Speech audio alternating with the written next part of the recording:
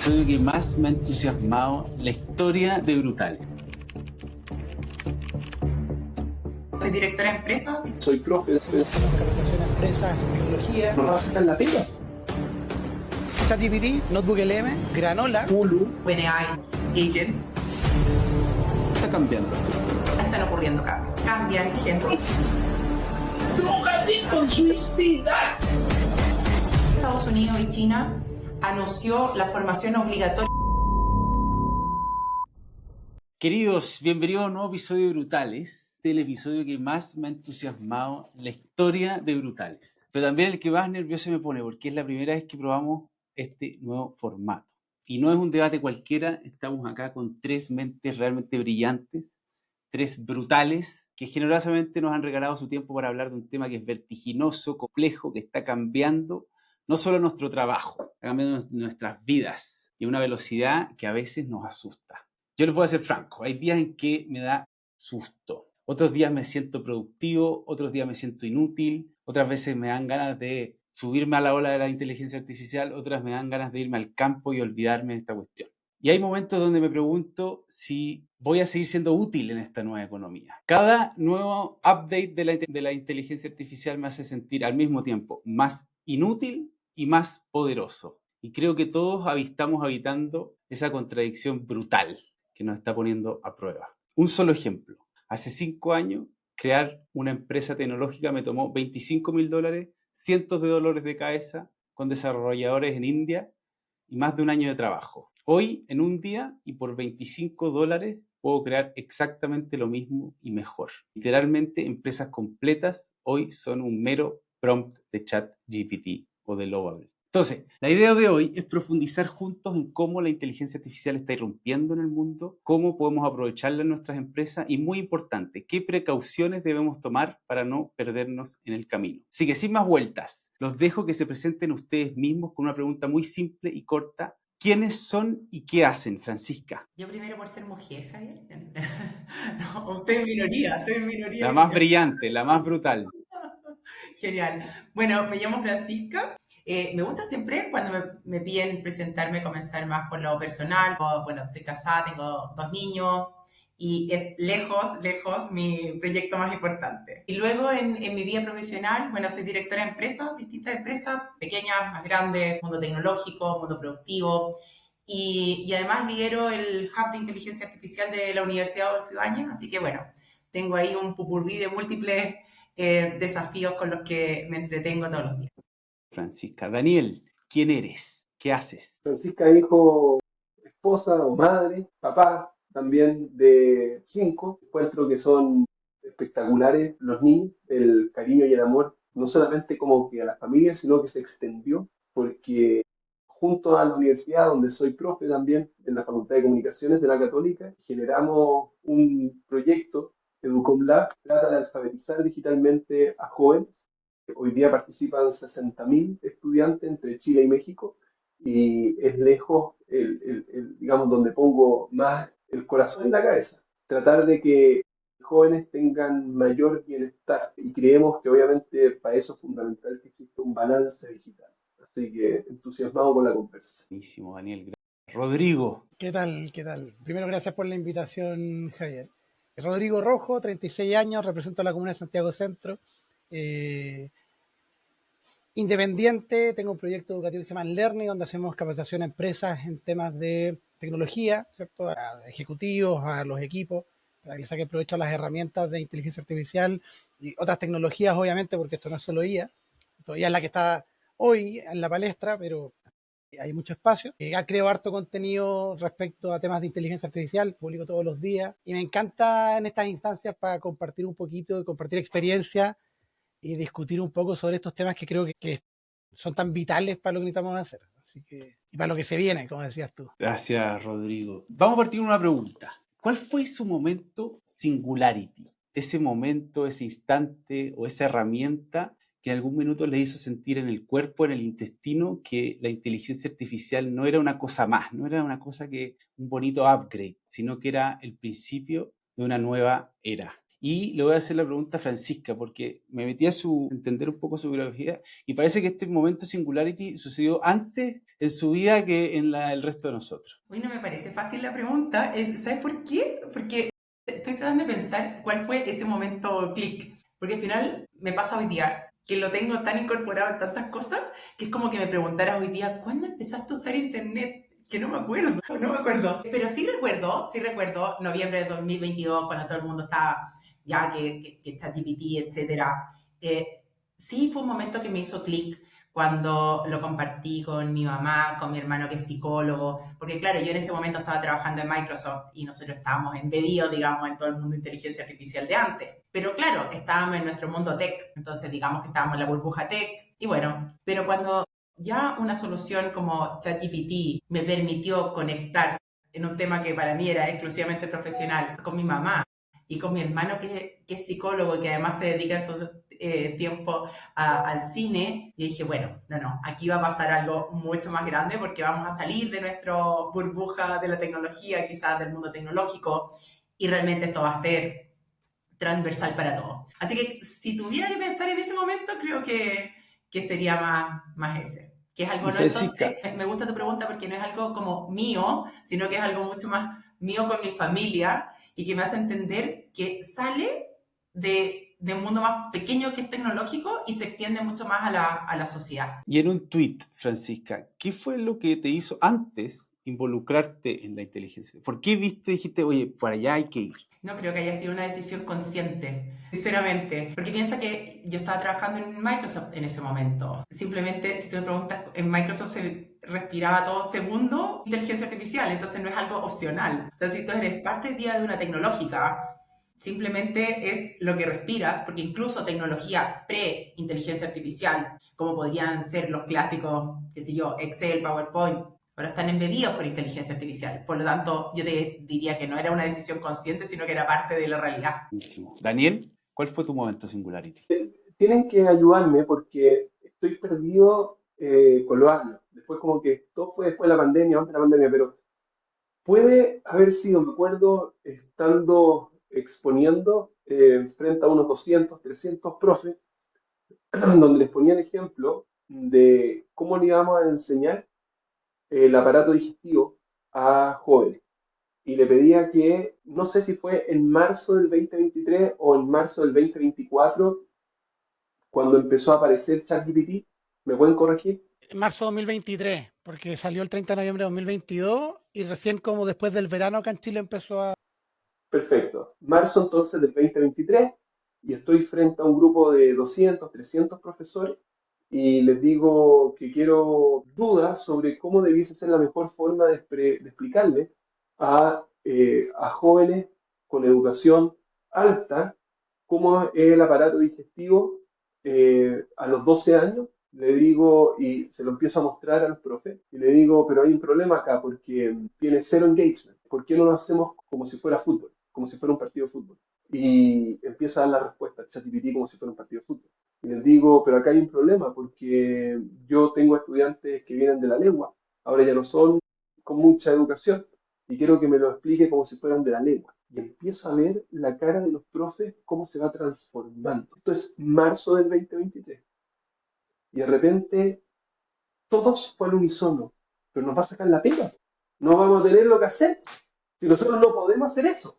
Entonces, ¿qué es lo que pasa acá? Y yo digo, y ahí como que me calenté, me excité. Y yo que digo, si esta es nuestra pega, nunca vamos a ser buenos profes. Porque independiente si es ChatGPT o cualquier cosa, si esto es lo que nosotros hacemos, obviamente nosotros tenemos algo muy distinto, que es formación, que es proceso. Yo hoy día estoy hablando con ustedes, no porque me mostraron un PowerPoint espectacular, un YouTube increíble. Estoy acá porque gente me inspiró. Y yo le dije, y eso nunca lo va a poder hacer ChatGPT, si la educación es inspiración. Bueno, creo que me alargué ahí un poco, pero estoy como el contexto como que me hice, no sé si fue como un momento de epifanía en mi vida, pero sí fue como algo que sentí que hizo clic en persona. Buenísimo. Ya, Rodrigo, En mi caso, yo creo que hay como dos momentos. Un momento no tiene nada que ver con la IA generativa, sino que tiene que ver, yo trabajo, mi background es de marketing. Yo vengo del mundo del marketing y siempre estaba viendo que los algoritmos de redes sociales, que cómo posicionar en Google, etcétera. Y el año 2017-2018, Google hace como el gran avance, que de hecho es el que da pie después a la IA generativa, que es el de los Transformers, ¿cierto? Con su algoritmo Google BERT. Entonces, en ese momento, cuando tú buscabas en Google acampar en el cajón del Maipo o camping en el cajón del Maipo, y antes eran búsquedas distintas, y ahora eran la misma búsqueda, porque la máquina era capaz de entender como la intención de búsqueda del usuario, para mí ese momento fue como, oye, aquí está pasando algo raro, esto es distinto, ¿cierto? Y luego salto al 2022, principio del 2022, y me encuentro con Midjourney, antes de que saliera ChatGPT. Midjourney, que crea imágenes, esta es la versión 2 recién, las imágenes eran horribles, pero claro, como marquetero era como, oye, voy a poder armar yo, ingeniero, ¿cierto? Un boceto con IA para pasarle al diseñador y reducir el tiempo de iteración. Y ahí fue como que se me abrió la ampolleta de esto y me empecé a meter mucho más en el tema como de la IA generativa. Y estaba en eso, y claro, el momento para mí el culmine, para mí el de inflexión es cuando sale ChatGPT, que es el 30 de noviembre de 2022, y yo probé ChatGPT el primer día, porque ya estaba metido en esto, entonces me enteré, hice mi cuenta, y empecé a hablar de esto, como compartirlo, y eso fue lo que me tiene ahora hablando y enseñando y compartiendo todo esto de la inteligencia artificial, porque en ese momento fue como que me pasaron una herramienta multipropósito muy poderosa, y dije como decía Daniel, como tenemos que hacer algo con esto. Es muy impactante lo que se puede hacer. Entonces, para mí ese momento es como clave. Yo digo, para mí es como ACDC, antes de ChatGPT, después de ChatGPT.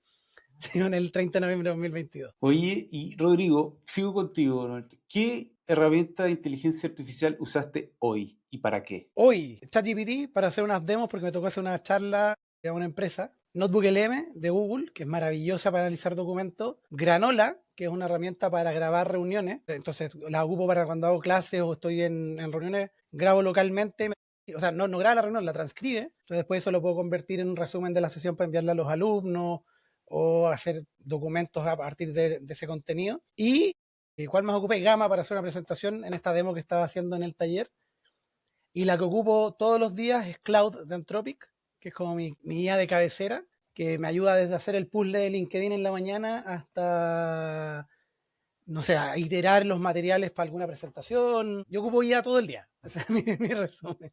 Come y da. Oye, Daniel, tú, ¿qué aplicación de inteligencia artificial usaste hoy día? Ahí, a ver, ocupo harto ChatGPT, ocupo harto Hulu o como de esta de creación de video, me gustan harto, creo que son bien potentes. Y para reunión, estaba justo revisando, quizás ustedes, ahora se me... Hilo, que es de Puerto Vara, que es bien potente. ¿Cómo se llama? ¿Saben la que les digo, no? Dio, Dio con dos I, que es la del Nico Sí, Quibreos con el Pablo Colonelo. Es maravillosa. Es maravillosa esa maravillosa. herramienta. Muy bueno. Maravillosa, maravillosa. Que son ingenieros de Puerto Vara y creo que la están, o sea, es que es extraordinaria. Es muy buena herramienta, muy buena. Creo que para reuniones lo hace muy, muy bien. Ese es como mi pool, pero sí. soy un usuario muy, muy asiduo. Tengo que meterme un poco más por varias razones, pero principalmente estoy como en la parte audiovisual y con ChatGPT hago casi todo. Soy muy, me fidelizó muchísimo. No sé. Bacán, Daniel. Francisca. Oye, yo tengo un mix, porque en mi mundo corporativo de los directorios y también de la UAI, en todas estas organizaciones existe una herramienta de inteligencia artificial de la organización por protección de datos, ciberseguridad y coincidentemente en las organizaciones en las que estoy, tanto en los directorios como en UAI, es Copilot. Entonces, para todo uso sensible o data de la organización, documentos estratégicos, etcétera, uso la herramienta formal de la organización. Entonces, y coincidentemente, como les digo, en este caso es Copilot. Pero personalmente, desde la semana pasada que OpenAI lanzó ChatGPT Agent, me he esforzado mucho en probar y estar como aprendiendo de qué cosas funcionan, qué cosas no, por qué es un agente y no es un asistente, qué evolucionó, cómo integrar un operator y research. Entonces, la verdad es que lo estoy como usando a diario, pero ya más como por curiosidad personal y casos que no son sensibles con las organizaciones en las que trabajo. Entonces, como que trato de ser realmente como muy consciente de esto, porque algo que me pareció muy rescatable también del lanzamiento de ChatGPT Agent es que los que lo construyeron reconocen que hasta hoy no terminamos de conocer todos los riesgos Claro. involucrados en el uso de un agente. Entonces creo que es muy importante, sobre todo en esta época inicial, como experimentar con casos de bajo riesgo o riesgo controlado muy consciente para poder realmente aprender de esto. Entonces, bueno, estoy en un periodo como de mucha exploración, diría yo, esta semana. Que ese yo creo que es una súper buena recomendación, porque en las empresas hoy están recién, o sea, hay de todo, hay empresas que están súper AI fluent, hay otras que están recién partiendo, y yo creo que al final hay que generar este espacio como de sandbox, como este espacio para probar herramientas, para ver qué funciona antes de llevarlo a las empresas, porque hay un montón de temas regulatorios, protección de datos, buenas prácticas que hay que diseñar, que quizás la empresa todavía no tiene armado. Entonces, que se dé ese espacio para probar la herramienta es súper importante. Oye, Rodrigo, aprovechando, ¿qué son los agentes? Vino la ChatGPT, ¿no es cierto?, el 2023. Después empezaron todos como a murmullar, vienen los agentes, vienen los agentes. Empezaron todas las startups a levantar plata de los agentes, haciendo un agente, y hace como una Claro. semana ChatGPT liberó su propio agente y ya parece que eliminó gran parte del mercado naciente de nuevos agentes. Entonces, cuéntame un poco qué son y cómo cambian el juego. A ver, los agentes, el gran diferencial si tú abres cualquier herramienta de inteligencia artificial actual, sea ChatGPT, Cloud, Gemini, etcétera, todas te saludan como, hola Javier, ¿cómo estás? ¿En qué te puedo ayudar? Y se quedan esperando a que tú hagas algo y que tú le des la instrucción y tú lo empujes a hacer algo. Entonces son herramientas súper poderosas, básicamente tienen todo el conocimiento de la humanidad dentro, pero tienes que ir tú a exprimirlo, ¿cierto? Y a ponerlo en función de aquello que tú haces en el día a día. Y el gran desafío está en que obviamente igual tú las tienes que ir guiando. Tienes que indicarle, oye, hagamos este reporte, este es el paso 1, este es el 2, el 3, etcétera. El agente lo que tiene es que tiene agencia, lo que es este componente de poder tomar, de alguna forma, y acá quiero hacer, sé que los puristas van a decir que es la palabra equivocada, pero de poder pensar, razonar y tomar decisiones, porque en verdad es una simulación de eso a nivel matemático, pero para el común de los mortales es como si lo hicieran. Entonces la gracia es que puede planificar el cómo resolver algo y puede accionar. Y el gran diferencial es la capacidad de pasar a la acción. No queda esperando que tú tengas que ir a hacer la tarea, sino que va y hace la presentación por ti, o te hace el reporte, o hace esa investigación. Por ejemplo, hoy día que existe la investigación profunda en casi todas las herramientas, va y decide qué sitios ver, cómo analizarlo y cómo escribir el reporte para cumplir con la tarea que tú le pediste. Entonces la gente tiene esta capacidad de ir a accionar. Y ahí sucede que la definición todavía no está muy pura, porque existe también lo que uno ve de repente en YouTube, de, oye, crea tu propio agente, que al final lo que es un flujo de trabajo predeterminado, donde tiene elementos de inteligencia artificial entre medio, no sé, que revisan tu correo y escriben borradores de respuesta. Pero ahí la IA no está decidiendo qué hacer. Ahí la IA está siguiendo los pasos como preconfigurados. Entonces eso se llama sistema agéntico, pero está diseñado por ti, como un workflow. En cambio, el agente puro, simplemente tú le dices, quiero esto, y él va a ver cómo resolverlo y va a tomar las acciones que pueda tomar. Y la gracia de, por ejemplo, el agente en ChatGPT, o también, por ejemplo, en Manus o Genspark o Flowit, que son algunos que han salido, es que tienen como su propio computador, como su propio ambiente. Entonces tienen conexión a internet, pueden hacer acciones en presentaciones, pueden escribir, pueden crear código y correrlo. O sea, les dan como herramientas que pueden ejecutar. Entonces ellos van y ven con qué herramienta resuelven mejor tu problema, pero lo deciden ellos. Entonces esa es como la gran gracia que tiene la gente, que es como que tú le cedes esa como tu agencia de cómo resolver el problema y les das libertad para resolverlo. Lo que es súper bueno y potente, porque básicamente te puedes ir a hacer un café o te puedes concentrar en tareas de mayor valor, pero también tiene el riesgo de que pierdes el control de cómo se hace la tarea, ¿cierto? Entonces también requiere que la guíes mejor al principio, o también de qué cosas están conectadas, porque por ejemplo yo he visto gente que ha hecho sus agentes y les da la tarjeta de crédito y después llega y le llega, oye, un consumo súper alto porque contrató servicios para hacer cosas y tú no tienes control. Entonces hay un riesgo también, como en todo, le das libertad, eso va asociado a un riesgo.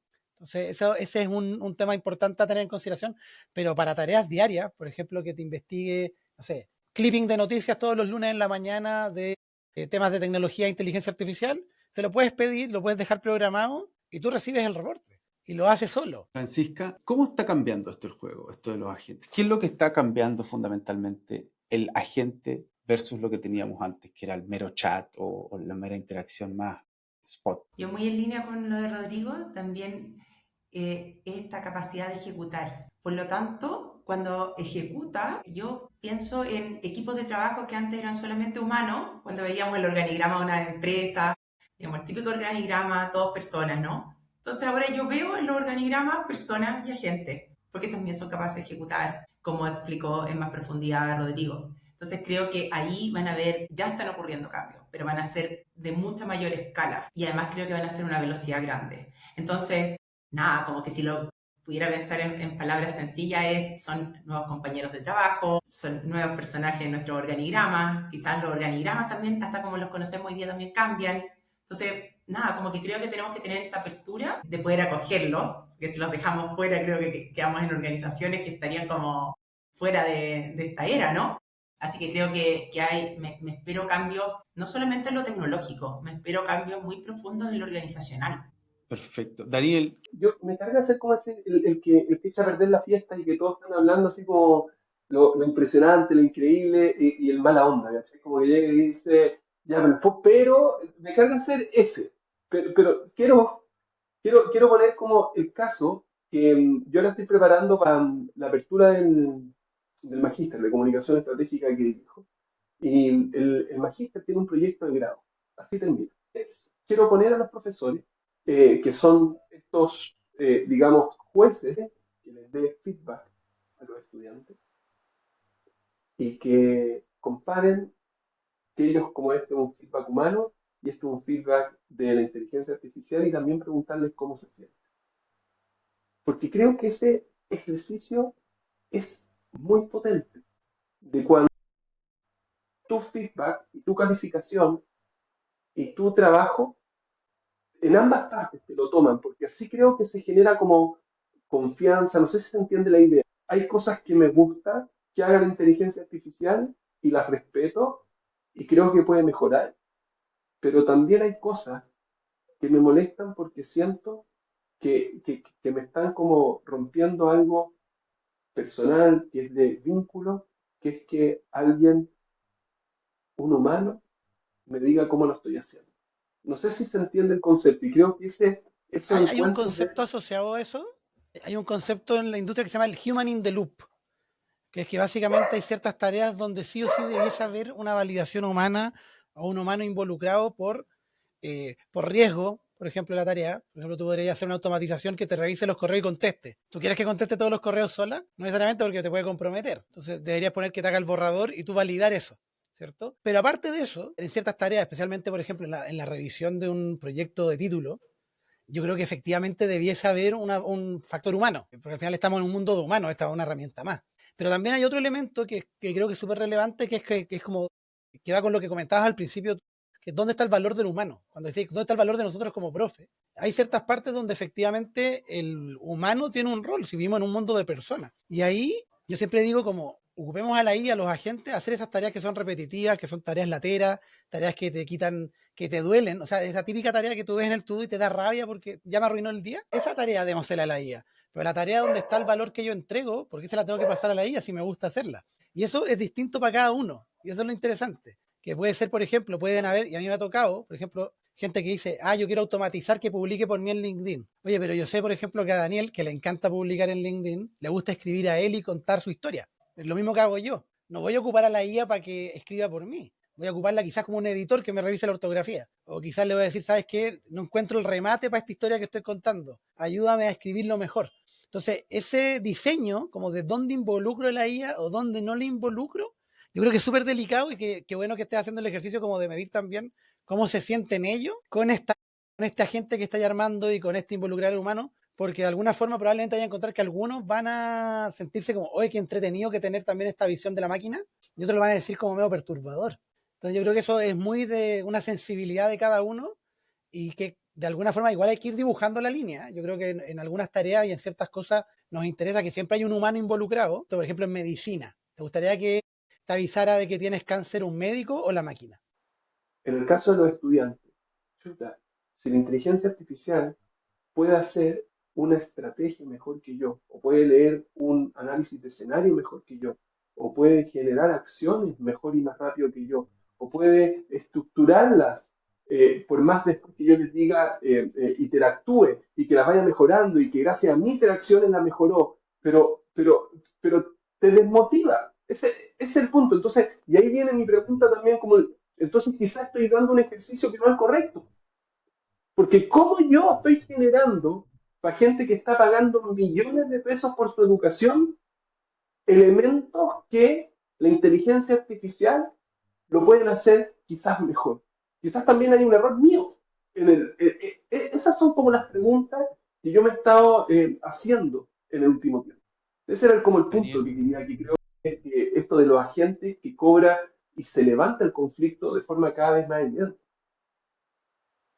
vamos a entrar en ese espacio de cómo la inteligencia artificial se superpone un poco a la humanidad. Para entender eso, Francisca, ¿qué es lo que está desapareciendo bajo nuestros pies que no lo estamos viendo? ¿Qué es lo que la inteligencia artificial está cambiando de una forma que es irreversible? No a nivel superficial, sino que tectónicamente, y que nosotros, menos mortales, no estamos todavía terminando de dimensionar el cambio. ¿Qué es lo que está cambiando tectónicamente? Oye, tampoco me atrevo a decirlo, o porque también lo estoy viviendo, experimentando. O sea, a ver, si yo creo que alguien es capaz de describir el cambio completo, lo quiero leer, reflexionar sobre eso y lo desafío, la verdad. Porque, a ver, cuando hemos vivido estos grandes cambios en la vida, en la historia de la humanidad, si pensamos en la revolución industrial, yo trato de ponerme como en los pies de quienes lo estaban viviendo y creo que quienes estaban viviendo en esa gran ola era difícil poder hacer una descripción.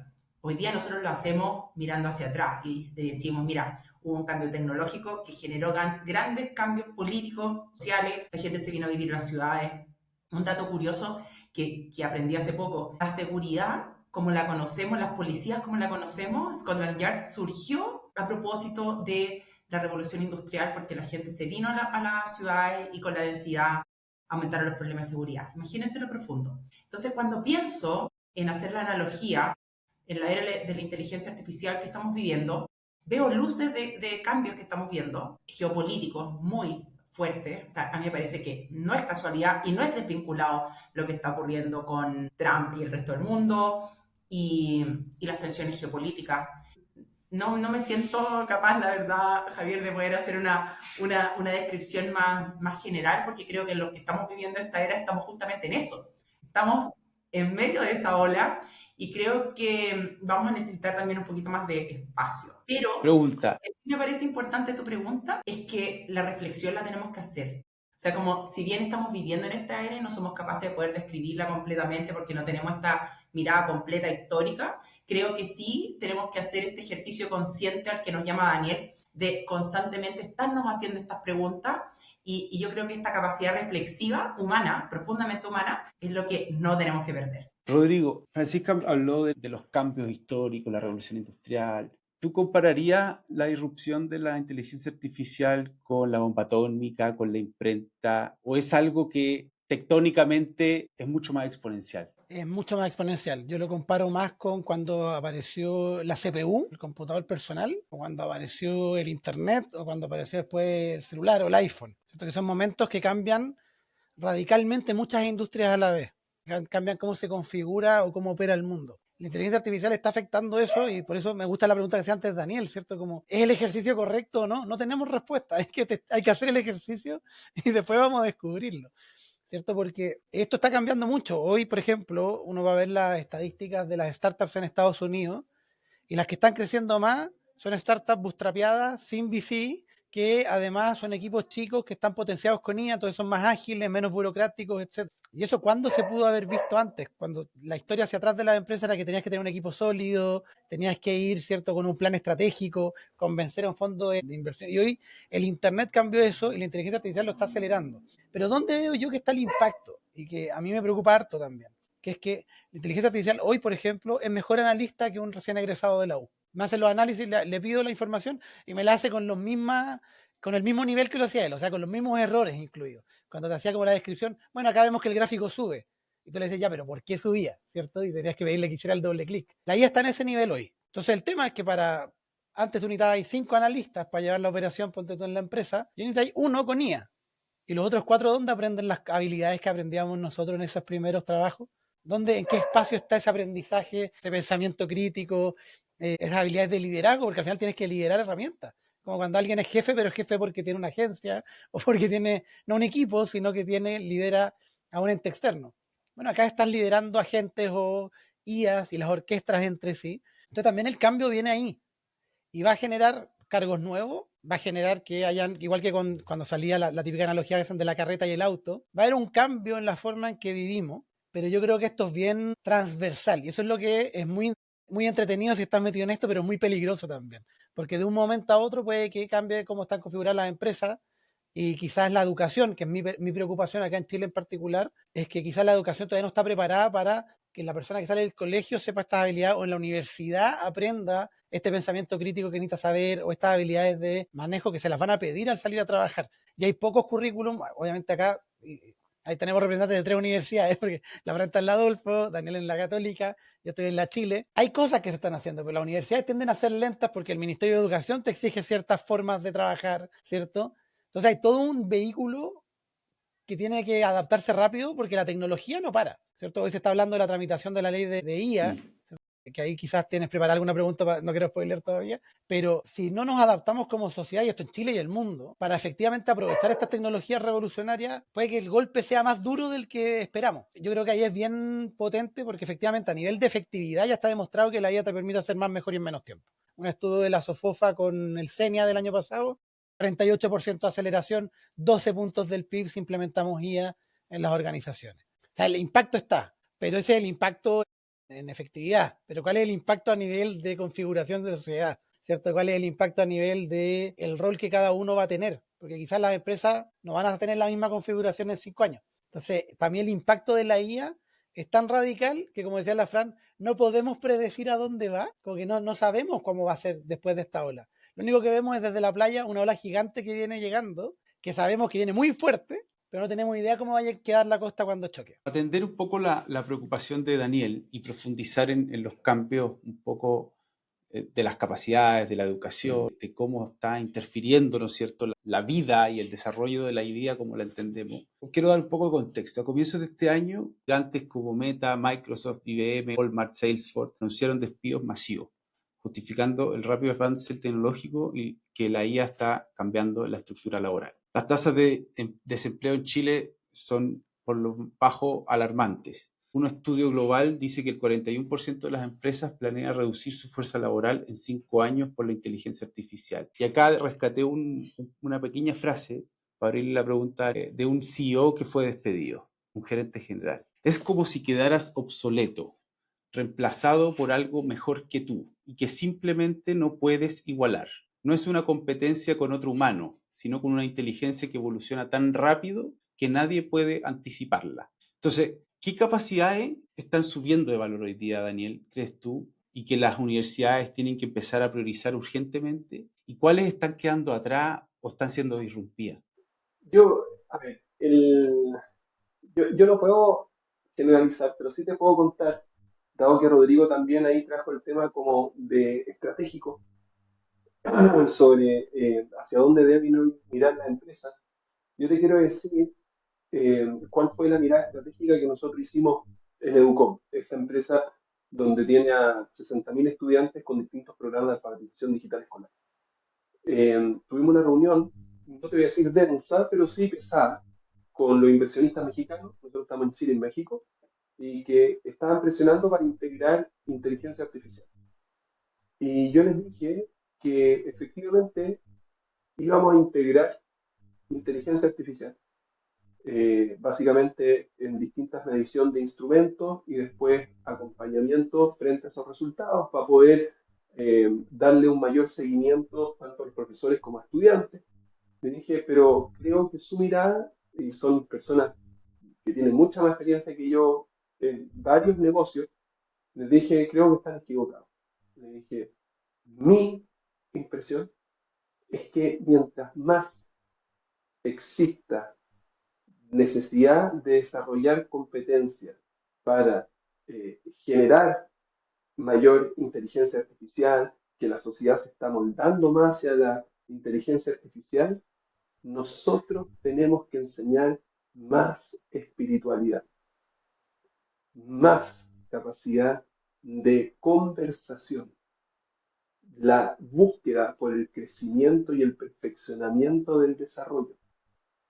¿Por qué le dije? Porque tengo susto que después con todo esto que está pasando, personas pierdan el sentido y el objetivo. Porque lo que ellos saben profesionalmente o creyeron que profesionalmente saben hacer, hay alguien que lo está haciendo mejor. Dije, por lo tanto, la responsabilidad que yo siento hoy día para preparar a jóvenes para el mundo digital es que sean más espirituales, para que puedan encontrar sentido y objetivo, no necesariamente una como capacidad que tienen para poder hacer mejor su pega, que puedan ver el valor y el sentido en la vida desde otras perspectivas. Y sacamos unidades, estamos sacando ahora unidades de crecimiento y perfeccionamiento, de espiritualidad, para poder encontrar, ¿verdad?, sentido, objetivo, cómo yo puedo desarrollarme mejor como persona. Esa es como nuestra respuesta como empresa enfocada en jóvenes a la inteligencia artificial. Yo no estoy diciendo que sea como tiene que responder el mundo, pero es como la principal. Rodrigo habló de los riesgos y obviamente todos vemos los beneficios, pero también tenemos que ser capaces de ver los riesgos. A mí no me da para verlo a un nivel macro y yo lo veo micro con la población en que yo trabajo. A los estudiantes en la universidad yo les enseño competencias para inteligencia artificial. A los estudiantes en el colegio yo les enseño espiritualidad, para que no se sientan que están en un mundo ajeno, que cualquier cosa los va a sacar del mercado y que van a perder el sentido. Porque si ellos entienden que tienen una misión en la vida, da lo mismo qué cosa hagan profesionalmente. Se van a seguir sintiendo valiosos. Esa ha sido como mi respuesta. Y, Daniel, ¿no? Le quiero hacer la pregunta a Francisca para seguir con esa idea de la, la educación, el entrenamiento para desarrollar no solo estudiante, sino que reentrenar a la fuerza laboral. Primero entrenar en capacidades y después en inteligencia artificial, o pueden ir perfectamente de la mano, o deberían ir de la mano. Todo está ocurriendo muy rápido, así que el desafío es absoluto. Y si yo pudiera resumirlo, y esto lo digo en todas las organizaciones, una inversión que tiene retorno segurísimo, porque no podemos equivocar en la tecnología que elegimos, ¿no? Pero una inversión que tiene retorno seguro es formar habilidades, adopción de inteligencia artificial, es decir, empoderarnos a nosotros las personas. O sea, yo creo que esa es una inversión segura y que además también es algo que tenemos que aprender, que no es que tú hagas un check y digas, tomé un curso, listo. No, sino que hay que tener mucho más esta pasión y esta curiosidad constante, entonces enseñar a aprender constantemente. Un súper desafío. Así que más bien lo veo así y creo que toda organización tiene que tomar esto como un desafío, pero para hoy. O sea, no pienso que sea, no, mira, pongámoslo en el presupuesto para el próximo año, o sea, siendo súper concreto. Creo que toda la organización, y cuando digo toda, es desde el director y el equipo operativo, o sea, transversalmente tenemos que aprender inteligencia artificial para que también nosotros podamos, con espíritu crítico, con esto que un poco nos llama a Daniel, de manera consciente, identificar cuáles son las oportunidades, en qué tareas, estas tareas que nos hablaba Rodrigo, qué tareas nos permiten ser más productivos, mejor en la inteligencia artificial y qué tareas quiero guardar para mí, porque tienen más valor, porque además me generan gusto, placer, satisfacción y quiero tenerlas para mí. Pero eso no es posible si no forma el equipo. Si el equipo no sabe de inteligencia artificial, si se siente realmente agobiado por esta ola que está llegando a la playa, como decía Rodrigo, la verdad es que los dejamos fuera de esta era. Por lo tanto, creo que las organizaciones, toda organización, más las del mundo educativo, tenemos una responsabilidad tremenda en esto para poder realmente potenciar nuestras capacidades para aprender, trabajar, estudiar. Ahora, también creo que tenemos que aprender cómo hacerlo. Yo lo digo especialmente por los niños y me resuena mucho lo que dice Daniel. Mis hijos tienen 5 y 7 años y trato de ser muy consciente de cómo juntos usamos inteligencia artificial, porque hoy día, por ejemplo, existen herramientas muy interesantes para acompañar a los niños a aprender a leer, pero donde los padres tenemos un rol muy importante. Entonces, no es crear una herramienta de inteligencia artificial a un niño de 5 o 7 años y decir, bueno, yo desaparezco del mapa. Entonces creo que hay desafíos muy grandes, los cuales estamos nuevamente aprendiendo, así que lo que también Daniel nos comparte a mí me resuena mucho. Francisca, Yo quería perdón, complementar Rodrigo, una cosa respecto al tema de la dale, educación, porque es lo que más me ha tocado a mí los últimos 3 años, acompañar lance. organizaciones en la capacitación y en la implementación de IA.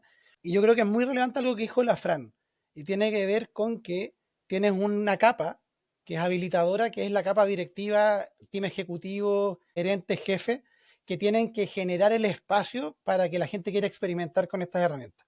Porque si no, cada uno va a ocupar a la mala la herramienta que tiene y ahí se pierden las sinergias dentro de la organización, las malas prácticas aparecen por todas partes. Entonces tiene que haber esta decisión estratégica de negocio de empujar a la IA y de generar estos espacios. Y eso lo tiene que tomar el equipo arriba. Pero, y aquí viene lo interesante, es que los casos de uso no están arriba. Los de arriba consumen los resultados, ¿cierto? Los reportes, los dashboards, la información que genera el resto del equipo, pero no tienen idea cómo los genera el resto del equipo. De los casos de uso, de cómo la IA puede ayudar a generar todas estas cosas, ocurren abajo. Entonces también tienes que capacitar abajo y tienes que decir, esta es la herramienta que vamos a ocupar y te capacito en ella y tengo que derribar las barreras porque obviamente tienen los miedos, ¿cierto? Esto me va a reemplazar, esto va a estar acá, cómo va a configurarse todo, porque en cualquier sistema organizacional tú metes una tecnología o cambias una persona o cambias un proceso y todo lo demás se mueve. Entonces es súper importante que desde arriba haya una estrategia, pero que se habilite abajo, porque abajo van a surgir estos casos de uso. Es como un sándwich al final, que tienes que ir generando por los dos lados. Y dentro de eso, yo creo que, volviendo a la pregunta que hiciste originalmente, son las dos cosas. Por un lado es capacitar y elegir qué herramientas voy a ocupar. Y por otro lado, las habilidades blandas necesarias y el reskilling y el upskilling que van a ser necesarios porque sí o sí va a haber fricciones dentro de este proceso. Van a haber cambios en los roles, el proceso va a cambiar, ¿cierto? Entonces, de alguna forma, el que era analista ahora va a liberar horas de análisis que tú tienes que ocupar en otra cosa. No es para cambiarlo él, sino es para ocuparlo en donde nos puede aportar mayor valor, ¿cierto? Y eso significa invertir en el recurso humano, ¿cierto? En el colaborador, para que haga esto. Entonces, para mí el desafío en este momento es que hay que hacerlo ahora, porque hoy, si tú empiezas a implementar inteligencia artificial, uno, ya tienes una ventaja competitiva contra tu rival que quizás no lo está haciendo, solo por el hecho de tenerlo, porque hay un impacto importante de aceleración en ahorro de costos, en tareas rutinarias, etcétera. Pero en segundo lugar, porque empiezas a aprender, porque la IA, tus procesos son tus procesos, tus datos son tus datos, no están afuera. Entonces esto es como una bicicleta. Yo siempre digo, esto es como una bicicleta para la mente, te permite llegar más lejos. Yo te puedo explicar, te puedo hacer una capacitación y explicar perfecto cómo funciona la bicicleta, pero si tú no te subes, no vas a andar más lejos. Y aparte te vaya a caer a la primera porque yo te puedo explicar cómo lo hago yo, pero tienes que descubrir cómo lo haces tú. Entonces, la organización se tiene que preparar para eso, para darles bicicleta al equipo y para darles el espacio, la pista de carrera, ¿cierto? Para que se pongan a andar. Y ahí, en ese aprendizaje, es donde efectivamente se gana esta ventaja competitiva de empezar la carrera de la IA. Daniel, vamos a volver a los riesgos. Te quiero hacer la pregunta. ¿Qué es lo que más te entusiasma desde tu posición, desde tu rol, liderando esta empresa, trabajando con estudiantes, de la oportunidad que brinda la inteligencia artificial? ¿Qué estás viendo que te destraba, te acelera y te ayuda a que los chicos puedan desarrollarse? Quiero que primero, para responder preguntas, quiero comentar algo que la Fran mencionó, el tema de los papás. Yo siento, voy a dar una metáfora, de verdad hay que aprovechar la comunicación. Está como el niño de 2 años, ¿no es verdad?, que camina hace poco, que corre, que coordina su movimiento hace poco tiempo y va a buscar una pelota. Se va a agachar porque quiere agarrar la pelota, pero como es descoordinado, le pega un puntete y se le escapa más la pelota. Entonces, ya, pero ahora sí que la va a agarrar. Y cuando ya sí que la agarra, vuelve a pegarle, ¿no es verdad?, y que se le escapa. Todos hemos visto esa escena. Yo siento primero que los papás ven un poco como eso en relación al mundo digital. No, no, si ahora ya caché cómo se usa el chat. Es que antes no se... Ay, ay, que ahora empiezan las redes sociales. No, si ya caché más o menos cómo poner los filtros para las redes sociales. Ah, y ahora aparece Roblox, no sé. Y ahora ya, y como que todo el rato sale algo nuevo y se le escapa. Dice, como que ya lo tengo. Y como con la inteligencia artificial ahora están como, ayúdame, estamos desesperados, está pasando esto, ahora ya no sabemos qué hacer. Entonces, si tú me preguntaste mi rol, el primer rol que yo creo que uno tiene como educador y todo, es dar tranquilidad. Las personas se empoderan y tú le das competencias y herramientas, sienten que están como en el centro y son capaces como de gobernar mejor su mundo. Es como, no sé si han escuchado también esa analogía de cuando hay estos, ¿cómo se llama estos tornados? ¿Cómo se llama? ¿Vértices? ¿Cuál es? ¿Vértex? Que es como el vértex es como el que está en el medio y es vértex, ¿no? Y que es como que, pero ahí es como la tranquilidad. Pero como está todo dando vueltas, pero si uno está tranquilo, da lo mismo que todo gire, porque tú tienes la capacidad de poder pensar, estructurar. Y yo le digo a los papás siempre que esos son como valores y los valores, ojalá, mientras mayor diálogo y conversación exista en el hogar, mayor como enraizado va a estar eso. Y se van a sentir como que ya puede estar cambiando todo, pero por lo menos yo tengo vínculo, tengo relación con mi hijo, con mi hija, y por lo tanto yo soy capaz como de poder ir, caminar juntos, estar como en este proceso tan de cambio. Y eso yo creo que los papás lo agradecen infinitamente, porque hay personas que lo único que hacen en el mundo digital es crear una amargura y el drama, y que lo que ahora viene es peor. Y si no sabías esto, ahora sí vas a entender cómo tu hijo se va a suicidar si ocupa el teléfono antes de los 13 años. Y tu hijo va a ser un drogadicto digital. Y tu hijo va a jugar Fortnite porque tú no fuiste capaz de pararlo antes de los 13 años. ¡Eres un desgraciado! ¡Te deberían meter a la cárcel! Tú decís, ¿qué hice? Le pasé el teléfono, soy la peor persona del mundo. Y como que gente disfruta haciendo sufrir al resto. Y es una realidad esto. Yo lo dije de forma jocosa, pero es real. Entonces, de repente dices, pero te tengo una muy mala noticia. El mundo es digital. Te tengo una pésima noticia. Hay inteligencia artificial. Por lo tanto, quédate si tú querías en una isla, encerrado y hazte análogo. Pero tu hijo va a tener que tener contacto con el mundo digital. Es obvio, desde nosotros siempre lo he dicho, que desde los 14 años hay que darle el smartphone, porque así siempre lo ha recomendado y ojalá desde los 16 años las redes sociales. Pero esa cosa que si se lo diste antes, tú eres el culpable de todos los males que tiene, es atroz. Entonces yo digo, tú me preguntaste el rol, entregar tranquilidad, dar herramientas para que pueda generar fortaleza y para que las personas puedan estar en paz. Eso yo te diría como que es lo primero. Y lo mismo me imagino yo que pasa un poco en la empresa. No, es que estamos fritos, que si no hacemos... Y ese sentido de urgencia es sumamente importante tenerlo. Pero yo creo que por eso, bueno, Fran y ahí Rodrigo saben mucho más que yo, pero se toman malas decisiones.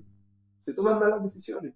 Yo creo que los que más saben tienen una responsabilidad de entregar cordura y tranquilidad en las personas. Y eso no significa no cambiar o quedarse cómodo en lo que uno está y que se te pase el tren. Significa tener tranquilidad para poder tomar las mejores decisiones en etapas de cambio. Para poder ir adaptándose a estos nuevos tiempos, ¿no es cierto?, con la inteligencia artificial. ¿Cuáles has visto tú en tu experiencia en estos difíciles momentos donde te sumas a una empresa y empiezan a aparecer obstáculos para adaptarse? ¿Qué es lo que estás olfateando que está sucediendo? ¿Es miedo? ¿Es esta desesperación que nos muestra Daniel? ¿Es ignorancia? ¿Es la cultura jerárquica? ¿Es un liderazgo desactualizado? ¿Cuáles son los obstáculos que estás viendo cuando te involucras en esta? Yo creo que no hay una emocionalidad uniforme, homogénea. Más bien me gusta identificar también ciertas diferencias. Creo que cuando hay liderazgo con visión, con arrojo, creo que no es necesario tener una expertise tecnológica para identificar la oportunidad y la necesidad de aprender. Más bien me gusta ver esas diferencias, o sea, como que veo grandes diferencias en los estilos de liderazgo y cuando hay liderazgo mucho más abierto, con visión y con apertura a aprender, veo organizaciones también mucho más abiertas en este proceso de adopción, de experimentar, de equivocarse, de descubrir. Hay otras organizaciones que también son más cerradas. Y más allá de hacer esta descripción, yo te podría decir que sí, estos pronósticos que me preocupan son cuando muestran nuestra región, Latinoamérica y Chile, por cierto, dentro de esta región, con procesos de adopción más lentos y que trae como consecuencia pronósticos del estilo de vamos a crecer en esta era 1/3 de Estados Unidos y 1/5 de China. Pronóstico, que se pueden cumplir o no, pronóstico, pero que ya se empiezan a repetir no en una organización o no en una consultora internacional, sino que se empiezan a hacer de manera más sistemática. Entonces, cuando tú me preguntas qué es lo que yo veo en las empresas, si bien veo esta diversidad muy driveada por el liderazgo que te digo, sí veo algo un poco más común respecto a estas velocidades de adopción en Latinoamérica que en el norte global. Y creo que eso sí es algo que debería movilizarnos como sociedad, como país. Entonces, cuando conversamos temas como la necesidad de crecer del país, la necesidad de mover nuestra estancada productividad en las últimas 2 décadas, creo que conectar el potencial que nos decía Rodrigo, el 12% del PIB, al incluir inteligencia artificial, son esas palancas de oportunidad hacen falta poder conectar. Yo creo que eso, si tú me preguntas así como que lo que me duele hoy día, la preocupación que tengo, es que esta era a la región de Latinoamérica y en particular a Chile, en vez de acercarnos al crecimiento, podría, todos los pronósticos lo muestran así, alejarnos del crecimiento. A mí lo que me duele de eso que dice Fran es que tenemos el caldo de cultivo para que justamente sea todo lo contrario y crezcamos mucho Exacto. más. De hecho, nosotros, y no es por sacarle pica a otros países, pero Chile tiene la mejor cobertura 5G, está Lejos. como en el top 10 del mundo a nivel de cobertura del país. Tenemos una de las mejores velocidades del mundo en Internet. Tenemos Valparaíso, la tercera ciudad con mejor velocidad del mundo. Del mundo. Chile en particular, tenemos velocidades que en Estados Unidos no encontráis. Y aparte Energía tenemos renovable.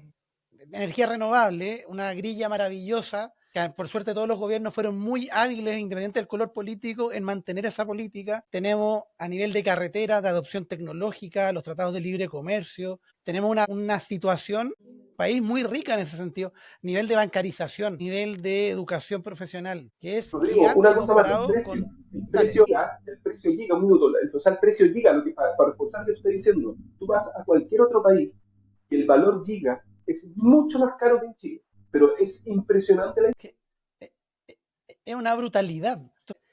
Tenemos un caldo de cultivo en Chile a nivel de talento, a nivel de un montón de cosas que me da rabia que no lo apalanquemos y para mí las empresas en Chile deben estar corriendo no solo a adoptar IA, sino también a crear soluciones de IA. Por eso me gusta lo que está haciendo la gente de DIO, la gente de Bambe, lo que están haciendo varias otras empresas que están empujando soluciones desde acá, porque tenemos el talento, tenemos las condiciones, tenemos todo, pero de alguna forma hay alguna variable social, ¿cierto?, que está frenándonos. Y ahí yo creo que el deber de todo, y por eso me gusta el podcast tuyo también, Javier, es empujar a que esto se masifique. Y no solo el tema de la IA, sino el tema del emprendimiento, el tema del desarrollo en general. Porque como decía Fran, como que todas las proyecciones dicen, oye, si sigues tal cual, no lo vaya a lograr. Técnicamente tenemos todo para hacerlo. Yo quería profundizar en el punto de Rodrigo que me parece tan clave y coincido con él. Tenemos tantas condiciones para romperla en esta era, pero yo creo que es un tema mucho más de mindset.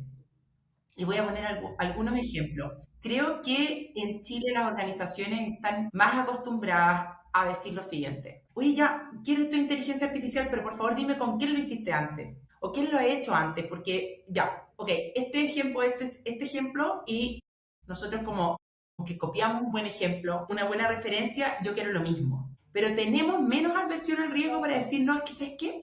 Me voy a atrever a ser uno de los primeros. Esto no lo ha hecho nadie. No es que tienes la oportunidad de ser el primero.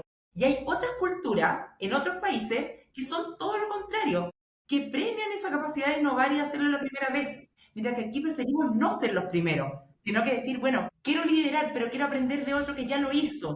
Y creo que eso, en la era de la inteligencia artificial, es un mindset clave. ¿Por qué? Porque los cambios son tan rápidos y a escala que si esperamos a tener 4, 5, 100 casos de éxito anteriores para nosotros después replicarlo, se nos fue la ola. Claro, llegaste tarde. Oye, Daniel, tú que vienes del mundo de la educación, nuestro cerebro parece funcionar un poco distinto a los cambios exponenciales que están sucediendo a nuestro alrededor, como que funciona más linealmente. ¿Cómo podemos reprogramar nuestra mente, la mente de los niños, de la fuerza laboral, de una cultura, de un país para aprovechar esta oportunidad desde tu experiencia en educación, en neuroaprendizaje, etcétera? Ahí hay dos cosas. Se supone que esto a ver, pensamiento más crítico, capacidad de profundización, siempre ha estado asociado mucho a la lectura. De hecho, cuando los diversos estudios, por ejemplo, que comparaban leer offline en papel, se muestra que el joven retiene mucho más que cuando lo hace online. Online como que se acostumbra, dadas las interrupciones, perdón, los estímulos, como que lee más en diagonal. Al aplicar mayor cantidad de sentidos, se acuerda en qué página estaba, que la marcó, etcétera. Los estudios te muestran que hay un mayor, al haber los sentidos nuevamente involucrados, la capacidad de razonamiento y la memorización después de ese contenido es mayor cuando es offline. De forma similar, hay otros estudios que te muestran, por ejemplo, que cuando el profesor escribe un ejercicio de matemática o de física en el pizarrón, frente al uso, por ejemplo, del PowerPoint, el joven, al ver el profesor cómo hace el ejercicio, raciocina la materia y la va explicando, también genera, digamos, un engagement, y eso produce mayor recordación, por ejemplo, en el estudiante. Esto es como los aspectos que yo te diría como más críticos, por ejemplo, contra plataformas digitales, o por lo menos el debate, no sé si la palabra es crítico, que existen en procesos de aprendizaje. Algunos te dicen que los métodos tradicionales siguen siendo de mayor efectividad y traen como principalmente justificación que el proceso del cerebro durante los últimos 500 años ha sido netamente, digamos, por la imprenta, pero de lectura, ¿ya? Y que obviamente antes también, pero no era tan masificado, pero que entonces se acostumbró. Entonces el desacostumbrarlo ha creado como un poquito este caos. Y ellos te traen los estudios y te lo explican, y esta ha sido como la línea lógica que se ha seguido. Yo te digo que no sé lo que va a suceder, no sé lo que va a pasar, pero sí, ¿por qué? Porque ahora estamos viendo cambios que son muchísimo más profundos, donde yo le puedo pedir a cualquier tipo de inteligencia artificial que se adapte a mi forma de pensamiento. Nosotros sabemos que hay distintas formas de pensamiento para poder entender mejor la materia en cuestión. Entonces, por ejemplo, hay personas que son más visuales, entonces yo le podría pedir a la inteligencia artificial que me enseñe lo mismo de forma más visual. Hay algunos que si es que sienten que no están aplicando de forma práctica ese contenido, no lo pueden aprender, entonces yo le puedo pedir a la inteligencia artificial que me lo ponga así. Entonces, hay una capacidad hoy día para poder enseñar, de customizar, yo creo que esa palabra, o personalizar, es brutal en el tema de la inteligencia artificial, que es capaz de adaptarse a cada usuario, y eso sí es una competencia que antes no existía. Y es tremendo el impacto que puede causar en la educación. Dicho lo anterior, es tremendo el beneficio, pero también es impresionante cómo la persona se va a inflexibilizar. Y que si no es en la forma que él quiere, como quiere, va a haber menos incomodidad, va a haber menos capacidad de adaptación, porque va a ser todo customizado. Entonces, nuevamente volvemos al tema de los beneficios y los riesgos. Y eso es lo que yo te digo que es tan interesante con esto, porque tú tienes que, como política, maximizar los beneficios, pero también disminuir los riesgos. Eso es pensar de forma estratégica. Y yo no sé cuál es la solución, porque los dos tienen como un cuerpo. Es un trade-off difícil y doloroso. Rodrigo, ¿qué está funcionando? Tú que ya hay ya buen tiempo entrenando a la gente que quiere sumarse a esta nueva ola. Depende un poco del foco, porque por ejemplo, si lo que quieres es enseñarle herramientas, lo que está funcionando más es que metan las manos, es guiarlos un poco, enseñarles dónde están las palancas y los botones, pero que ellos lo adapten a su realidad, ¿cierto? Y desafiarlos. Y un poco lo que yo hago es eso, te doy las herramientas y después te desafío a que las ocupes, ¿cierto? Y hacer una especie como de muy práctico, muy desde la herramienta, chao con la diapo, sino que acá lo que importa es cómo haces, ¿cierto? Que al final, lo que decía antes, aprender a andar en la bici se aprende andando. Pero también hay un desafío gigante, porque obviamente eso siempre funciona si hay un pensamiento crítico. A mí en general yo tengo dos gorros, uno hago clases en la universidad y el otro hago clases en empresa. Normalmente en empresa ellos mismos te dicen el cuestionamiento y te dicen, oye, mira, es que tengo este problema y se te empiezan, y tú lo tratas de darle la herramienta y que ellos mismos encuentren la solución. A veces igual te dicen, oye, y te puede analizar un Excel y yo les respondo, pruébalo, cárgale un Excel y ve qué pasa. Porque hay gente que igual quiere la respuesta prehecha, cocinada, que es su forma, como decía el Dani, hay formas de aprender, ¿cierto? Hay gente que aprende cuando te dicen cómo con la receta y hay gente que le gusta experimentar en la cocina. Pero por otro lado, a nivel de los estudiantes, y ahí es donde yo comparto mucho esta dualidad que tiene Dani, ¿cierto? Respecto al tema de los beneficios que tiene. De hecho, está demostrado y hay algunos experimentos que han salido donde usando chatbots de inteligencia artificial bien aplicados y bien diseñados, ¿cierto? Con metodología de aprendizaje, han logrado aumentar los resultados de, por ejemplo, un colegio en Estados Unidos, ¿cierto? En Texas creo que era el caso, y que el rendimiento de un año al otro se disparó porque implementaron inteligencia artificial como asistencia al aprendizaje, ¿cierto? O lo que está haciendo Khan Academy también con todo el uso de inteligencia artificial en el aprendizaje en el caso de ellos. Pero por otro lado, para lograr eso, tú tienes que enseñarle otras habilidades al estudiante en el colegio o en la universidad, ¿cierto? Para que tengan ese pensamiento crítico, porque si no ocurre lo que se atrofia, ¿cierto? Se genera este espacio donde, no, es que yo lo quiero de esta forma, y yo siempre he comido de esta manera solamente. Y el mundo no funciona así. Todo el mundo te enfrenta a nuevas aventuras todos los días, entonces también tienes que aprender a adaptarte, tienes que aprender a ser flexible, tienes que aprender que las cosas no funcionan a la primera, tienes que aprender la empatía necesaria para vivir en un mundo de personas, por mucho que ahora cada vez la máquina y la tecnología esté metida entre medio, tienes que pensar en el otro. Entonces hay un montón de cosas que es un desafío de qué habilidades enseño, no conocimiento, habilidades que tiene que acompañar esto, porque si no, el beneficio que decía Dani no se ve. Si tú no le das el espacio para experimentar, para jugar, etcétera, pero lo guías para hacerlo bien, es muy difícil que se logre bien esa transferencia de conocimiento. De forma que efectivamente tenga el impacto esperado, porque que algo va a aprender, pero de forma que efectivamente mueva la aguja hacia donde quieras que se mueva, hacia las habilidades que se necesitan. Entonces yo creo que es un desafío que estamos descubriendo y experimentos como ese de colegio en Texas o lo que estamos haciendo, por ejemplo, lo que hago yo en Learning con estos desafíos que hacemos para las empresas, apuntan en esa línea, pero cada vez que hacemos un programa nuevo son nuevos desafíos, aprendemos más cosas, vamos ajustando, porque no hay nada escrito. Lo único escrito o lo único que sabemos, me gusta esta frase que es de Volver al Futuro, ¿cierto? Como a donde vamos no necesitamos carretera. Lo único que sabemos es que va a ser distinto el mundo al que vamos a llegar, pero no sabemos cómo es todavía, no está construido.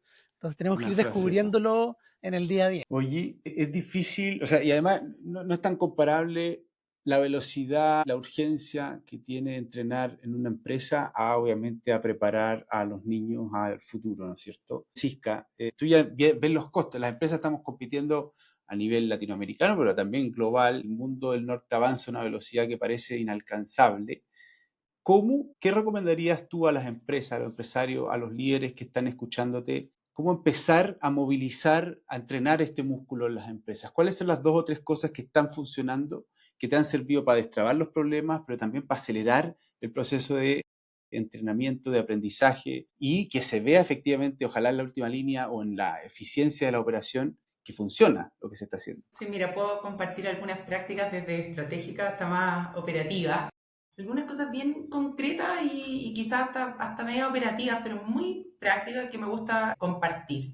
Hay empresas que ya tienen roles que están a cargo de la adopción de inteligencia artificial para la organización. O sea, una persona que moviliza eso, que su gran tema, su desafío es ese. O sea, mira, me parece súper intencional tener una herramienta de IA corporativa. Y esto no quiere decir prohibir uso de otras herramientas, pero para todo lo que es estratégico, sensible, datos personales, etcétera, creo que tener una herramienta corporativa ayuda mucho porque también da un marco de seguridad a los equipos y decir, mira, sabes que esta herramienta es para que la usemos todos y estamos en un entorno seguro. Entonces creo que también es una buena práctica. Algo que también yo empujo mucho, que puede sonar teórico, pero me parece que te pone un marco, es tener una política de inteligencia artificial en las organizaciones. Es decir, mira, nuestros principios con los que usamos inteligencia artificial son estos, son públicos y además llegamos a un acuerdo que el Human in the Loop que mencionó Rodrigo anteriormente en esta conversación, ¿cuál es la traducción para nuestra organización? Creo que eso tiene que llegar a un nivel de acuerdo de política y que no quede obviamente solamente escrito, sino que después tenemos que toda la organización implementarla. Y bueno, un programa formativo de inteligencia artificial, ya sea Learning, alguna universidad o el partner que la empresa elija, que sea más adecuado al tamaño, al desafío o a la industria, pero un programa de aprendizaje continuo de inteligencia artificial me parece que también, me parece que es más allá de una buena práctica, me parece que hoy día casi que es un desde. ¿Qué más? Bueno, y en mi rol de directora, para mí también es simplemente un desde. que el tema de inteligencia artificial sea visto con ojos estratégicos, sea parte de nuestra agenda del directorio, y eso implica que nosotros como directores aprendemos de inteligencia artificial, pero también somos capaces de conectar el potencial, los riesgos, las amenazas, pero también todo el valor de la inteligencia artificial con nuestro core business. Y ahí creo que hay grandes oportunidades para explorar, y creo que los directorios que están abrazando esos espacios de valor están en una posición súper interesante.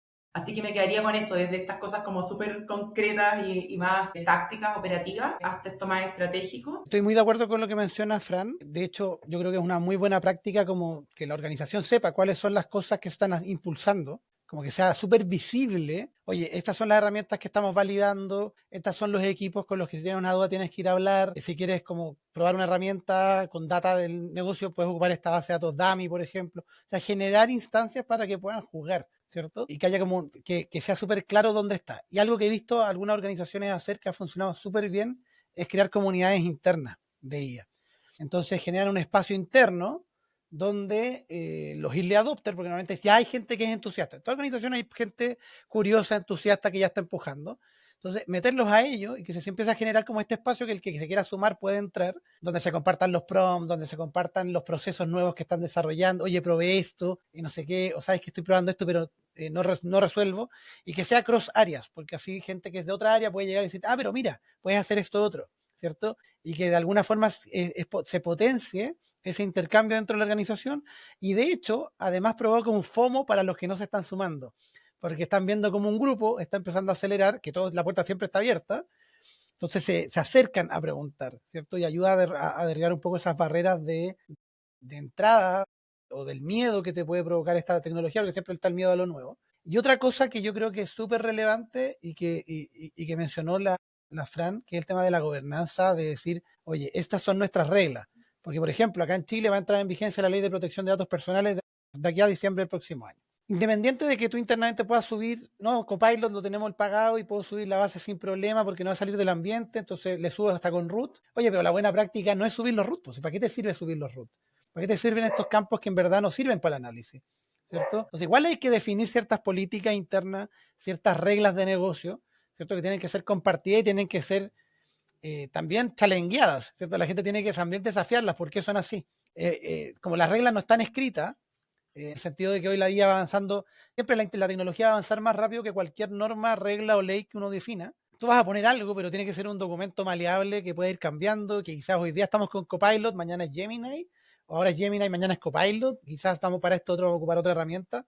Tiene que estar ese espacio porque no sabemos cuál, como decía antes, la ola va a chocar y no sabemos cuál es el espacio que va a quedar. Entonces, lo que tenemos que tener es una hoja de ruta, como un camino hacia dónde vamos, ¿cierto? Y entregar los espacios, los recursos, las herramientas y que la gente sepa. Y es un tema muy de comunicación, ¿cierto?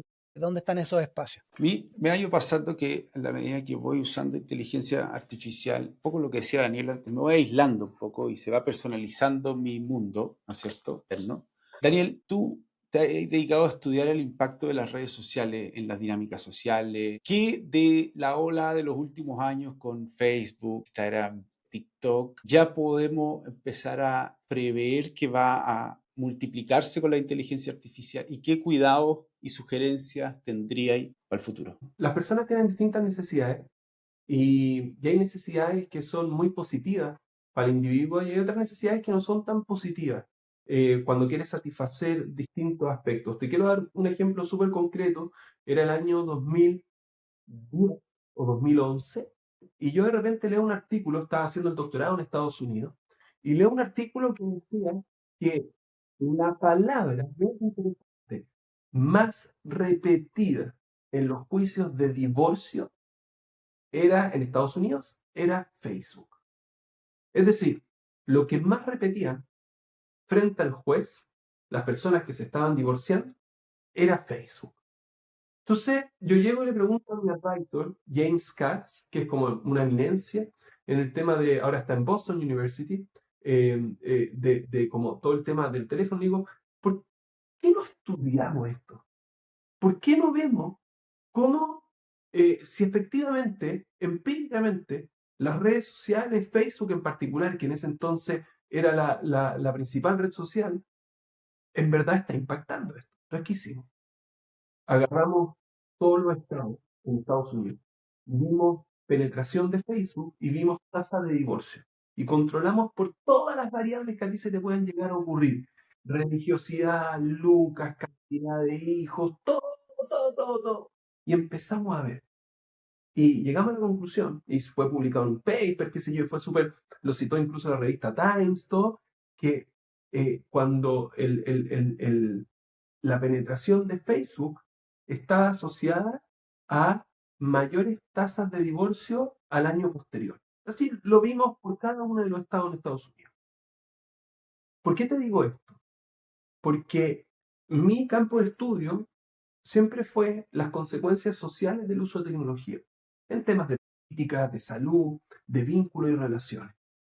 Y yo sentí que con las redes sociales, en particular Facebook, la gente estaba implicándose menos con los que tenía más cerca. Y, por ejemplo, en Facebook tú decías, ya, pero ¿qué tiene que ver el uso de Facebook con divorcio? Entonces decíamos, mira, que se encontraban con ex, lo cual era real, eso decían parte de las demandas, que les costaba menos buscar vitrinear y que eso iba afectando decisiones, digo, buscar vitrinear, digamos, me refiero ver, relacionarse con otra gente, y que eso iba aumentando la poca satisfacción con la pareja que eventualmente la persona tenía hasta que se divorciaba. ¿Y por qué te digo esto? Porque nosotros tenemos necesidades de conectarnos con un otro, esas son grandes, gracias a Dios están los amigos, están los colegas, están las parejas. Y, y hace 2, 3 meses leí una entrevista de Mark Zuckerberg que él decía que él pronosticaba que en 2 años más la inteligencia artificial iba a reemplazar al 70, creo, por ciento de los terapeutas y que la gente iba a preferir tener un amigo de inteligencia artificial a un amigo persona. Y yo dije, este tipo está loco, está loco. Y hoy día veo que sí va para allá. Hoy día veo que sí va para allá. Que la gente efectivamente está ocupando a ChatGPT como un terapeuta, que efectivamente está ocupando a ChatGPT para tener intimidad. No me refiero a intimidad física, sino que intimidad emocional, contarle cosas, que ChatGPT te responda cosas, elementos que no está haciendo con su amigo o con sus parejas o con las personas cercanas. Y yo creo, si tú me preguntas a mí, que es una visión errada social, que uno debiese enseñarle a los niños que hay cosas que no se le preguntan a ChatGPT, que para eso uno tiene que generar amigos, vínculos, relaciones. Que hay cosas que uno ojalá se las pregunte al papá, a la mamá, a los amigos, pero no a ChatGPT. No me vendan el cuento que es un cambio para positivo, para mejor, que el terapeuta por ChatGPT va a saber mejor responderle que un terapeuta físico, real. Porque eso es lo que yo digo que deshumaniza. Y esto es lo que, digamos, me parece a mí, en su visión, que Marx quiere hacer. A mí me llamó, o sea, cuando empezó a aparecer todo esto de la inteligencia artificial, yo decía, la empatía, la capacidad de comunicar, nunca lo va a reemplazar. Pero salió un estudio hace poco que decía que ante dos personas que están en una conversación con chat, no sé si era terapéutico o qué, le preguntaba, ¿te sentiste más bien escuchado y con quién sentiste con más empatía? ¿Con la persona, el terapeuta, o con la inteligencia artificial? Y la respuesta de la gran mayoría de personas era, me siento más contenido, mejor contenido por la inteligencia artificial. Entonces, la empatía como que es un valor que ya incluso es reemplazable por la máquina. Entonces, Francisca, y justo estaba apareciendo tu hija, o tu hijo, no sé quién era. Quiero aprovechar... Daniel tiene 5 años, así que Oye, ¿cómo estás? llegó del colegio y me tenía que venir a saludar. ¿Ves que soy irreemplazable? ¿No? Irreemplazable. Obvio, sí. ¿Cómo estás cuidando, entrenando, facilitando este mundo de la inteligencia artificial a tus hijos? Bueno, como les contaba, mis hijos tienen 5 y 7 años, 2 niños. Mira, a mí lo que más me moviliza es fomentar en ellos la pasión por aprender y es ser curiosos, pero no solamente con la inteligencia artificial, sino que con todo. Si tú me preguntas qué dos valores a mí me gusta promover en ellos en su proceso educativo, es esto, la pasión por aprender y la curiosidad. Y luego si voy directamente, ahora voy a tu pregunta, con la inteligencia artificial, por la edad además que ellos tienen, algo que hemos tomado como acuerdo es establecer con ellos un acuerdo de cuánto tiempo vamos a utilizar algún tipo de pantalla, tablet, bueno. Entonces tenemos acuerdos de cuánto tiempo se utiliza durante el tiempo, durante el año escolar y después las vacaciones también. Un poco más de flexibilidad, pero es un tiempo súper acotado porque ellos son chicos. Y en particular cuando usan inteligencia artificial, que lo promovemos, pero siempre con presencia de mi marido o mía. O sea, como no solo porque no están en una edad, creemos nosotros, de tener el criterio para usarlo solo, pero sí nos gusta que experimenten. Entonces, mis hijos estudian en el colegio alemán y hay veces que el desafío del alemán nos excede a nosotros para apoyarles y usamos al Copilot, ChatGPT y ellos preguntan, pero siempre con nosotros, con el objetivo también de poder tener este espacio reflexivo. Un poco Daniel ha hecho mención de, oye, mira, esta respuesta que nos está dando no hace sentido, pero ¿por qué me responde mal? ¿Pero por qué en este caso bien? Creo que hay un espacio muy interesante de poder conectar los padres con los hijos con esos ejemplos sencillos. Y también uso alguna aplicación que están pensadas más en niños, una que se llama Reading Coach, que además está disponible de forma gratuita, que es para aprender a leer, y como están en esa edad, ha sido también una muy buena oportunidad para poder conectar con ellos, con un desafío que es muy contingente lo que están viviendo ellos en su colegio, pero nosotros lo traemos a la casa. Así que bueno, esa es un poquito mi fórmula, como que buscar los valores más bien de la curiosidad y de esta pasión por aprender. Y cuando voy directamente a la inteligencia artificial, dada la edad que tienen, lo hacemos con nuestra participación porque creemos que es clave en esta edad. De la Fran, hace un par de meses en un viaje fuimos a visitar un sitio histórico y con mi familia, mi hijo, qué sé yo, y está el guía turístico que nos tocó. Y bueno, y después nos subimos al auto y me dijeron, estaban conversando, qué sé yo, ¿te gustó? Sí, ¿a ti te gustó? Sí. ¿Y cómo encontraron? Les dije que lo hizo el guía bien y todo, pero me dijeron, pero igual, me dijo, igual no fue tan entretenido y todo. Y me preguntaron, ¿qué hubiera hecho tú distinto? Y yo le dije, yo hubiera contado la historia de este sitio como si la hubiera estado narrando un niño de 7, de 8, de 10 años, que era la edad, digamos, de uno de ellos, de los más chiquititos que yo tengo. Y entonces le dije, mira, hagamos el ejercicio. Pidámosle a ChatGPT que nos cuente la historia que nos contó él, pero como si fuera un niño de 7, 8 años que sobrevivió a ese momento. Y los niños así. Es decir, impresionante esa instancia que mencionaba la Fran, que yo puedo generar con inteligencia artificial para que agarrar la atención, ponerlo en un contexto, es fantástico, los beneficios son increíbles. Pero por otra parte, yo ya escuché una historia de papás, mamás que están negociando con un hijo no, que te termina la comida, que acá, que allá. Dice, preguntémosle a ChatGPT, porque hay que hacerle, dice y le pregunta. Entonces pierdes tu autoridad como papá, como mamá, y se la estás dando a la inteligencia artificial. Entonces, nuevamente, son riesgos cuando tú crees que la inteligencia artificial tiene mayor poder de lo que efectivamente tiene. Y es un ejemplo que ya los niños están como creciendo y desarrollándose así. Como, veamos lo que dice ChatGPT. Pero ChatGPT no es tu papá, no es tu mamá. Entonces, es sumamente importante entender esa nomenclatura que se llama riesgo y beneficio, porque si yo no disminuyo los riesgos, me va a afectar también el desarrollo de beneficios. Hola, hola. Perdona que te interrumpa un segundo este debate brutal.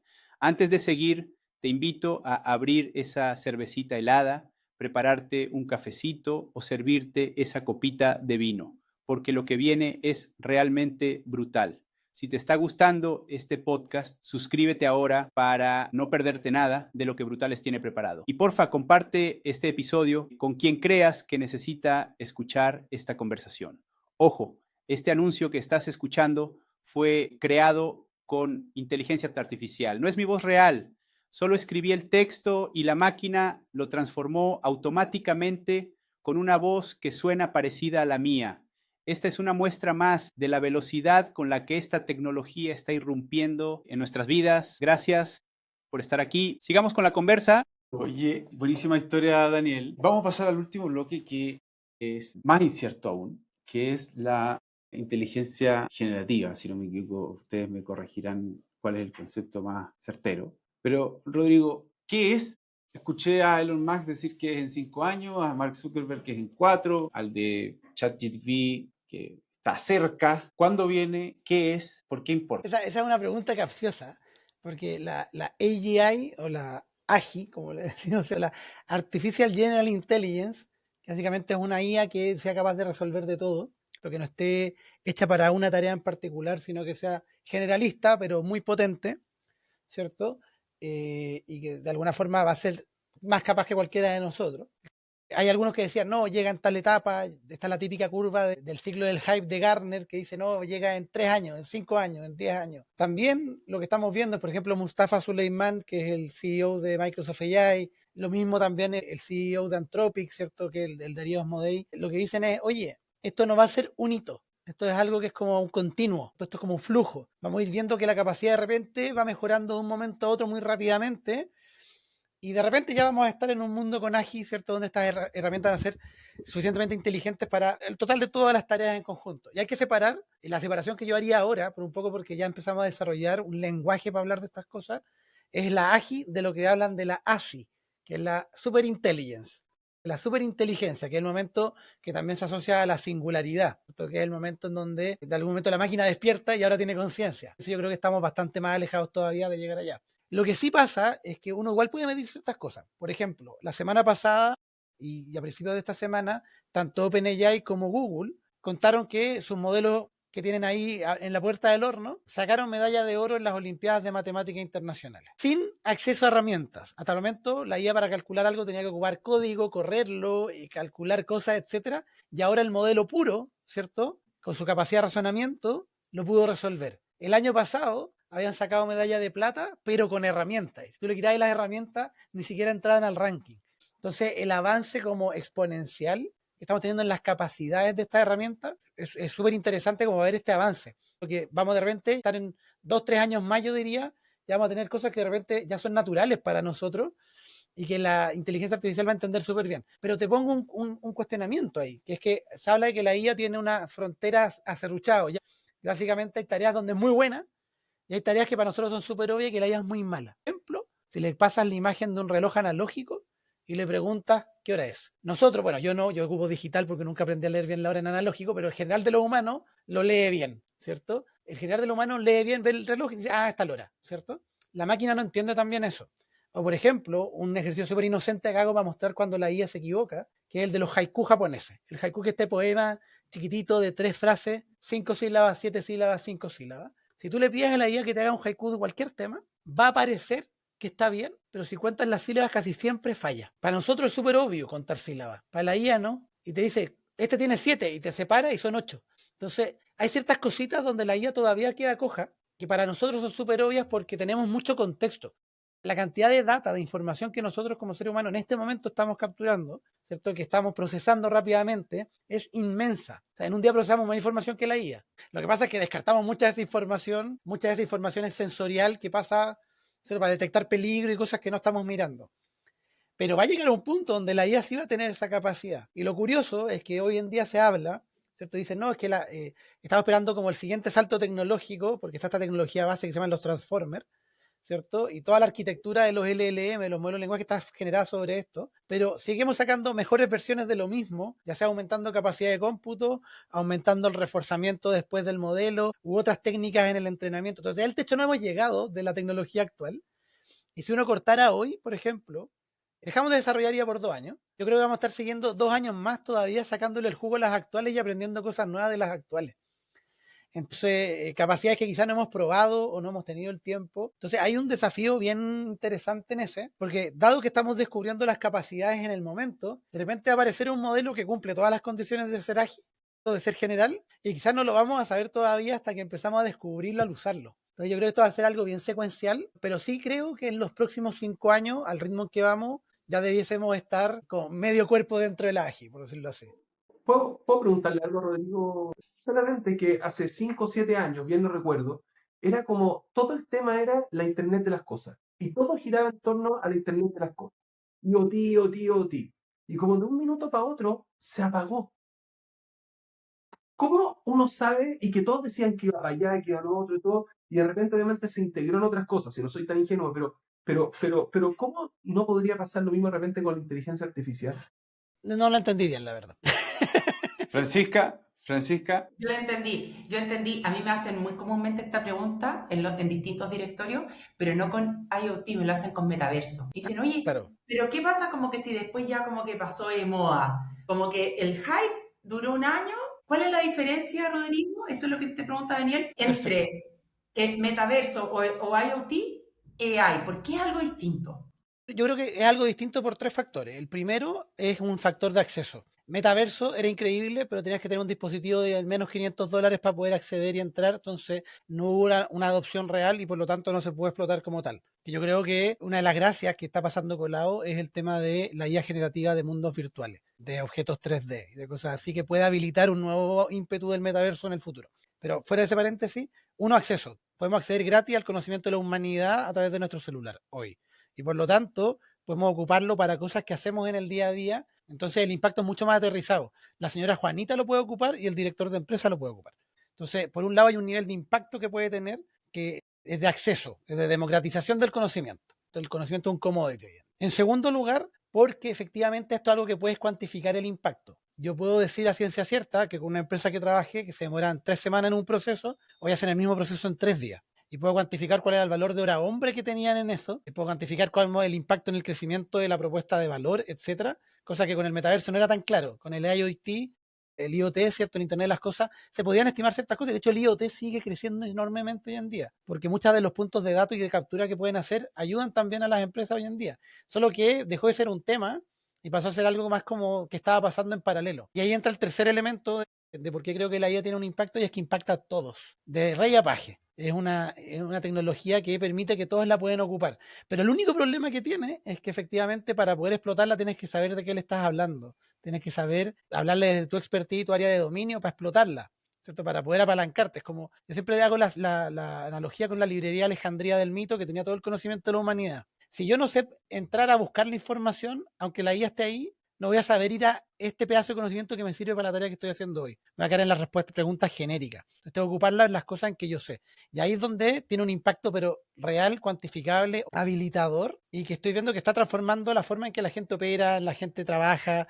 Hoy, por ejemplo, uno puede ir a ver y cuantificar que efectivamente está aumentando el tráfico a los sitios web desde IA versus lo que era un Google. Si uno ve los números de adopción de ChatGPT se estima que tiene 800 millones de usuarios a nivel mundial al mes, que están procesando 2,5 millones de consultas al día. Entonces hay un nivel de uso y de adopción masivo, ¿cierto? Que al final del día, cuando te das cuenta que vas caminando por la calle y escuchas a un taxista, no, es que le pregunté a ChatGPT, te das cuenta que el impacto ya llegó a quedarse. Para mí ese yo creo que es como el factor relevante, como que efectivamente hay una adopción, pero con impacto. responde tu pregunta, Daniel. Oye, Fresca, de 1 a 10, ¿cuánto crees que están adaptadas las empresas más desarrolladas en Estados Unidos en estos temas para absorber la inteligencia artificial versus lo que estás viendo en la zona más sur, Chile? De 1 a 10 en Norteamérica, ¿cuánto diría que están adaptadas y en Chile? Sí, yo creo que en Chile estamos en la mitad. Si 10 son las compañías líderes, yo me atrevo a decir que la media chilena podría estar en la mitad, en el mejor de los casos.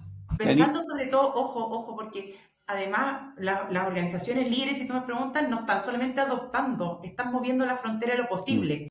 Eso yo encuentro que eso es lo que está pasando. Y mover la frontera de lo posible, yo creo que ahí estamos más lejos como región. Pero en la adopción, yo creo que vamos por la medianía, digamos. Daniel, la misma pregunta en el mundo universitario, en las universidades, la educación, de 1 a 10. ¿Qué instituciones están desarrollándose bien en la adopción, en el desarrollo y en Chile, cómo lo ves? O sea, todavía hay gente que le molesta que se les deje y se les permite utilizar inteligencia artificial en la universidad a los estudiantes. Dicen que no se les debería pedir. no se debería permitir, porque es algo que atenta contra el aprendizaje y el pensamiento crítico y el desarrollo. Con eso creo que respondo. No hay en muchos lugares todavía no hay un pensamiento de cómo puede utilizarse para el aprendizaje y la ven como un enemigo que está impactando negativamente la capacidad de razonamiento y aprendizaje que hoy día tienen los jóvenes. Y cuando yo creo que algo me está afectando negativamente y que no es un enemigo, es muy difícil integrar para que sirva. Entonces, yo creo que nos queda todavía un poco, o cambia la mentalidad, o, digamos, como que se rompe con este paradigma y nada, no se va a utilizar. No sé qué va a pasar primero. Yo creo que la gente va a cambiar la mentalidad. Rodrigo, en tu mundo, para el resto de nosotros, que no somos ni empresas ni universidades, de 1 a 10, ¿qué tan adaptados estamos en Chile versus las poblaciones más desarrolladas? Yo creo que, como decía antes, tenemos el buen caldo de cultivo acá en Chile. Hay interés, la gente a nivel informal lo está ocupando mucho.